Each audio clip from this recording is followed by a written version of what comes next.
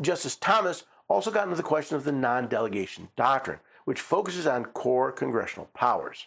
The Constitution's separation of powers forbids Congress from delegating core legislative power to the president. This principle, known as a non-delegation doctrine, is rooted in the Constitution's legislative vesting clause and due process clause, Article 1, Section 1, and Amendment 5.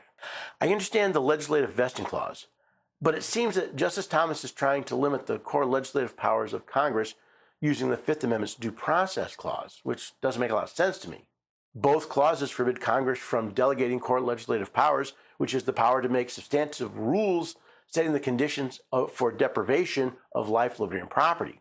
Again, it seems Justice Thomas is trying to find a way to have his cake and eat it too. Congress delegates its legislative power every time it creates an executive agency with the power to make rules with the force of law.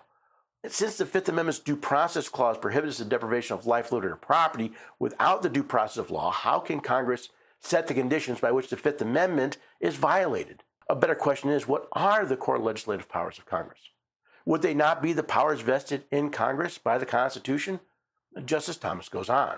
Neither clause prohibits Congress from delegating other kinds of power because the Constitution assigns Congress many powers that do not implicate the non-delegation doctrine.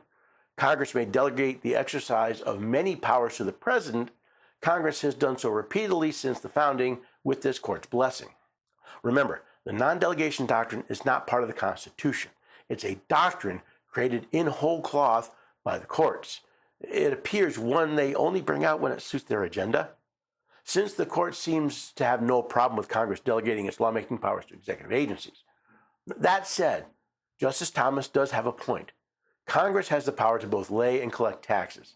Now, since collecting taxes is an executive function, not a legislative one, Congress passes law, one could say, delegates the power to collect taxes to the president.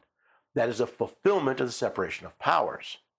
The power to impose duties on imports thus does not implicate either of the constitutional foundation for the non-delegation doctrine.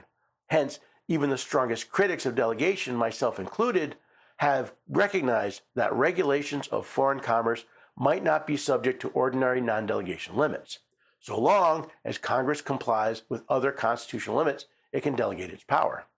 Yes, Congress could pass a law that allows the president to impose duties on imports, and in fact, they have several times.